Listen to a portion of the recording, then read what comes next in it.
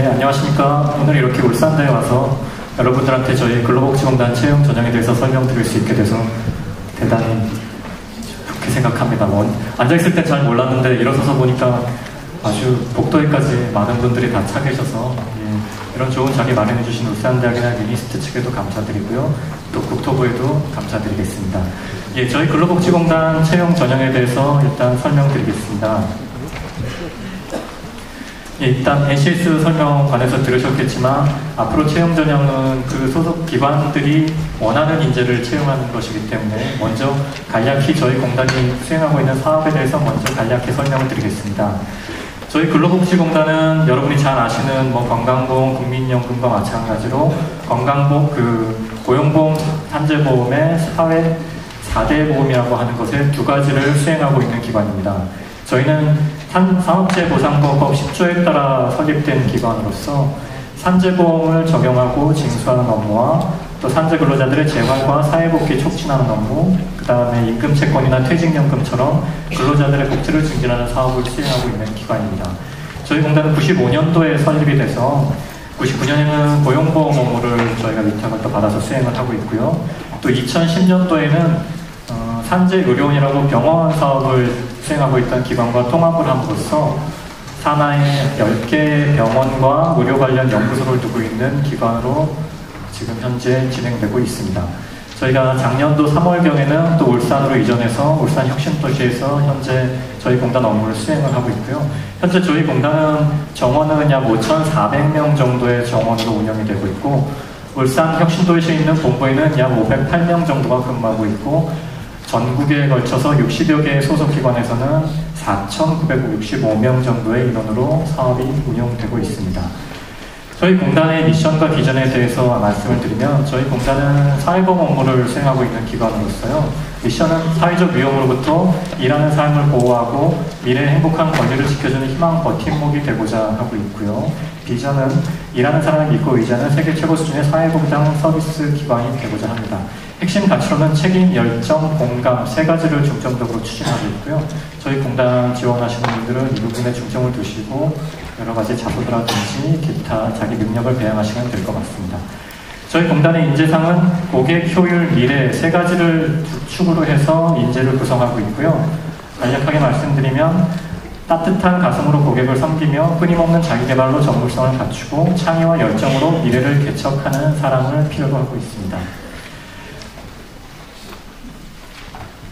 예, 저희 공단 채용 규모와 시기가 이제 가장 궁금하실 텐데 거기에 대해서 간략히 설명을 드리면 저희 공단은 아까도 말씀드렸듯이 보험사업과 의료사업으로 크게 두 가지로 대별이 되고 있고요. 보험사업은 올해 132명 정도 채용을 예정하고 있고 의료사업은 120명 정도를 예정하고 있습니다. 보험사업은 공채뿐만 아니라 이제 수시 채용으로 진행되는 부분도 포함을 하고 있고 의료사업의 경우는 대부분 병원에서 근무하시는 인력이기 때문에 병원 경영하는 인력 외에는 의사, 간호사 같은 전문직은 수시 채용으로 대부분 진행이 되고 있습니다. 모직 분야는 보험사업은 대부분 80% 이상이 일반 행정직이 될 거고요. 그 나머지 직으로는 근로자 재활 업무라는 이제 재활직이나 또 진료비 심사라는 심사직 그리고 저희 공단의 전산을 다루는 전산직 이런 4개 직군에 대해서 채용이 진행될 예정이고 의료사업은 말씀드린 대로 의사직, 간호직, 전문직의 물리치료사나 방사선사 이런 분들을 중심으로 채용이 진행되고 있습니다. 보험사업은 전국을 6개 권역으로 나눠서 그 권역에 주민등록이 있는 사람만 지원할 수가 있게 되어 있습니다. 저희가 지사가 전국에 흩어져 있다 보니까 이제 비영구직 근무를 방지하기 위한 대책인데요. 여기 이제 울산 소재 대학 분들은 아마 주민등록이 대부분 울산이나 부산 경으로 되어 계실 텐데 부산, 울산, 경남권으로 저희가 채용을 진행하는 쪽으로만 지원을 하실 수가 있습니다. 그리고 배치를 받으실 때도 부산, 울산, 경남권에 약 10개 정도의 소속기관이 있는데 그쪽으로 배치를 받게 되실 겁니다. 그리고 저희 응시 자격은 일반직 같은 경우는 학력이나 경력에 아무 제한이 없습니다. 그렇게 진행을 저희 채용하실 때 지원을 준비하시면 될 거고요. 저희 공단 같은 경우는 특별히 작년부터는 영어 점수를 전혀 보지 않고 있습니다. 그렇기 때문에 아마 올해도 영어 점수가 다시 부활하는 일은 없을 거고요. 또한 학점도 단순히 학점을 몇 점 대학 4년 동안 취득했느냐를 묻는 것도 없을 겁니다. 물론 이제 NCS 기반이기 때문에 필요로 하는 직무에 필요한 교육이나 경력에 대해서 저희가 가점이나 뭐 점수를 묻는 경우는 있을 수 있지만 단순히 그분이 4년 동안 대학을 다니면서 학점을 얼마나 취득했는지 여부를 묻는 그런 식의 학점 평가는 사라질 예정입니다. 예, 저희 근로복지공단 정규직 채용 절차는 일단 작년 14년도 가장 최근에 진행된 절차를 기준으로 설명을 드리자면 일단 인터넷 전형, 필기 전형, 면접 전형, 그리고 이제 최종 합격 단계 이렇게 4단계로 이루어져서 진행이 되고요. 인터넷 전형 같은 경우는 국어 능력이라든지 전산 능력, 뭐 워드 프로세서나 아니면 컴퓨터 활용 능력 이런 거 위주로 판단을 하게 되고 그 다음에 그분의 자기소개서나 역량 기반 지원서 등으로 평가를 하게 됩니다. 필기 전형은 직무 능력 시험이랑 인성검사로 평가가 될 거고요. 면접에서는 경험 면접과 토론 면접으로 진행이 되고 있습니다. 이 4가지 단계는 올해는 이제 NCS 기반으로 해서 전형적 이제 재설계가 돼서 추진이 될 거고요. 이제 NCS 기반에서 바뀌는 사항을 간략하게 말씀을 드리자면 3가지 이제 특징적인 부분으로 구성이 될 수 있을 텐데요. 첫 번째는 이제 NCS 기반 능력 중심 채용 시스템이 구축이 될 거고요. 그 다음에 일반적인 모든 기관에 맞는 평가 모델이 아니라 저희 공단의 각 직무에 맞는 핵심 직무 역량 평가 모델이 또한 개발이 예정이 되어 있고요. 그리고 아까도 말씀드렸듯이 오버스펙이 아닌 온스펙, 딱 스펙에 맞는 그런 스펙 초월 채용 시스템을 도입될 예정입니다. 입사 지원 단계에서는 뭐 개별적인 사람의 어떤 인적 사항이나 이런 부분의 기재는 최소화할 예정이고 직무 관련 역량을 평가할 수 있는 부분들에 대한 기재가 들어갈 거고요. 필기는 직업기초 능력과 직무 수행 능력으로 평가가 될 예정입니다. 면접에서는 특정 직무에 관련된 사항을 던져주고 그분의 그 역할에 있어서의 역량을 평가하게 될 겁니다. 예, 저희 근로복지공단 채용 Q&A에 대해서 간단히 정리를 해봤는데 NCS 관련 내용은 우리 인력공단의 김재춘 팀장님이 워낙 잘 설명을 해주셨기 때문에 추가적인 설명은 필요 없을 것 같고요. 저희 공단의 필기시험에 대해서 이제 문의하시는 분들이 많은데 어떤 전공 능력에 대해서 전공시험처럼 지식을 묻는 문제는 안 될 거고요. NCS 기반으로 바뀌었기 때문에 직업기초 능력과 직무수행 능력에 대한 뭐 역량을 평가하는 시험이 될 겁니다. 따라서 NCS 기반의 10가지 역량에 대해서 저희 공단 직무별로 평가하는 테스트가 구성이 될 거고요. 하나의 문제에 여러 가지가 복합돼서 나올 수도 있고 하나의 문제 해결 능력이라든지 이런 능력만을 묻는 문제도 출제될 가능성이 있습니다. 그리고 면접은 경험 면접이라고 해서 주어진 과거의 자신의 경험에서 우리가 필요로 하는 직무 역량을 평가할 수 있는 그런 경험형 면접과 또한 토론 면접을 통해서 다른 사람들과의 공감이나 이해 능력 이런 걸 물을 수 있는 주제에 대한 토론을 통한 능력을 평가하는 또 하나의 토론 면접이 진행될 것이고요. 예, 이상으로 이제 저희 공단의 채용 관련 내용에 대한 안내를 마치겠습니다. 앞으로 이제 저희 공단이 4월이나 5월경에 채용 공고가 나갈 예정으로 지금 추진 중인 게 있고요. 아마 임용은 7월이나 8월 중에 될 예정으로 추진 중에 있습니다. 여기 오신 많은 분들이 그때 다시 볼 수 있게 되기를 저희도 바라고 있고요. 저희가 이제 지역인재 채용 계속 확대를 위해서 올해 인터넷 전형에서는 가산점을 지역인재들에게는 5점을 드릴 예정이고 최종 합격 인원의 3% 정도는 지역인재로 채용할 예정이니까요. 여기 계신 분들의 많은 지원 바라겠습니다. 감사합니다.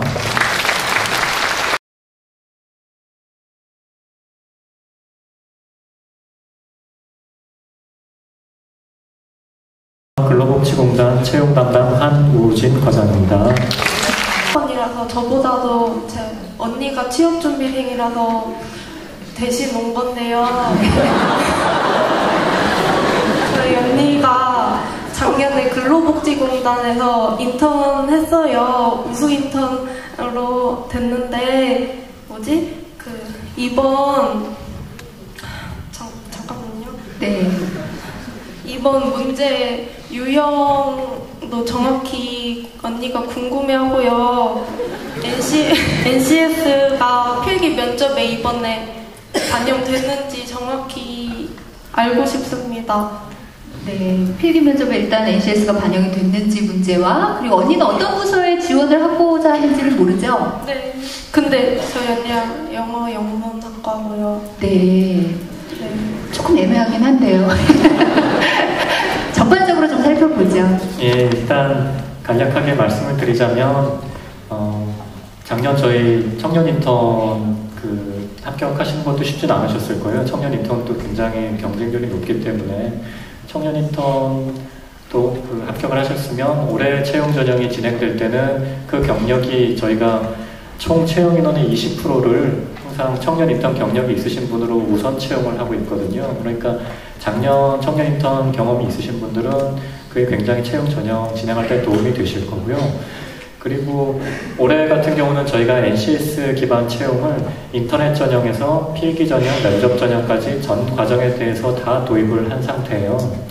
그렇기 때문에 인터넷 전형에서부터 저희 공단에서 하는 업무의 직무별로 각각 분석을 해서 그 직무에 필요한 역량 요소들이 어떤 건지 그거에 대해서 준비하신 분들이 좀 더 유리할 수 있기 때문에 저희 공단에서 인턴 경험을 받으셨던 분들은 아무래도 저희 공단 업무에 대해서 한번 대면하셨던 경험이 있으시기 때문에 보다 준비하시기는 굉장히 편하실 걸로 생각이 들고요. 또 저희 공단 같은 경우는 대부분 직군이 이제 일반직 위주의 보험사업 직군이기 때문에 보험사업 같은 경우는 거의 선호 전공, 특별히 많은 비중을 차지하는 전공이라는 게 거의 없습니다. 어느 전공이건 특별히 두드러질 만큼 높은 비율을 차지하는 전공은 없기 때문에 영어 영문학도 굉장히 많이 지원하시고요. 지금 저희 부서에서 제 옆자리 계신 분도 영어 영문학 전공하신 분이 제 옆자리 동료로 지금 같이 근무하고 계시기 때문에 전공 분야에 대해서는 전혀 신경 쓰실 필요가 없으실 것 같습니다. 앞에 올해 좋은 결과 있으시길 바라겠습니다. 감사합니다. 네, 아주 희망적인 대답인데요. 네, 부탁드립니다. 네, 안녕하십니까. 저는 경영학과를 경영학을 전공하고 있는 13학번 서문지라고 합니다. 저는 근로복지공단 측에 질문을 하고 싶은데 근로복지공단의 핵심 가치를 책임, 열정, 공감으로 설정한 이유가 궁금하고 그리고 피면접자들에게 실제 면접 시 전략경영 체계도와 관련한 질문을 하신 적이 있다면 어떤 질문을 하셨는지 그리고 그 답변은 어떤 답변을 실제로 가장 좋은 답변이라고 생각을 하시는지 궁금합니다. 타겟을 확실히 잡으신 것 같은데요. 예, 일단 저희 공단의 핵심 가치가 책임, 열정, 공감으로 되어 있는데요. 저희 공단 같은 경우는 아무래도 사회보험을 담당하는 기관이고 근로자들의 어떤 최소 안전망을 확보하는 기관이기 때문에 사회에 대한 책임이 상당히 큰 가치를 차지하고 있고요. 그 다음에 근무하는 직원들이 자신의 일에 대해서 열정을 가지고 있어야지만 그런 사회보장적 성격의 일을 감당해낼 수가 있기 때문에 또 열정도 저희가 하고 있고 또 공감 능력이라는 것은 특별히 또 사회적으로 어려운 분들이나 또 지금 현재 재활이나 이런 게 필요한 분들에 대해서 정서적 공감 능력이 상당히 필요한 일들이 많이 있거든요. 그렇기 때문에 저희는 그 부분을 이제 핵심 가치로 추구를 하고 있고요. 그걸 다 포함해서 이제 저희 전략 체계도가 이제 구성이 되는데 사실 저희 정규직 채용할 때는 면접위원으로 저의 정도의 직급이 들어가지는 않습니다. 그렇기 때문에 제가 구체적으로 어떤 이 질문을 하시고 거기에서 답변이 나왔는지까지는 알 수는 없지만 저희가 구체적인 이 면접 전형을 설계를 한다든지 각 직무의별 상황을 저희가 구조화하는 단계에서 저희 전략 체계도를 가지고 많이 구조화를 합니다. 그래서 응시자가 저희 전략에 대해서 어느 정도 이해를 하고 있는지 이해를 한다는 건 사실 저희 공단이 수행하고 있는 업무에 대한 이해도가 상당히 높다는 거거든요. 그러니까 저희 공단에서 인력을 채용할 때는 그냥 단순히 우리가 몇 명이 필요하니까 그냥 순서대로 온 사람을 이렇게 순위를 매겨서 채용하는 게 아니라 사실 저희 공단의 업무를 잘 이해를 하고 해낼 수 있는 자신감을 보여주고 또 거기에 대해서 충분히 공감 능력을 보여주는 사람들을 상당히 선호하고 있기 때문에 장기적으로 인재를 육성해가는 차원에서도 그런 많은 부분을 저희와 같이 호흡할 수 있는 부분이 필요하기 때문에요. 전략 체계도를 잘 이해하고 있다고 한다면 분명히 면접에서 좋은 평가를 받으실 수 있을 거라고 생각합니다.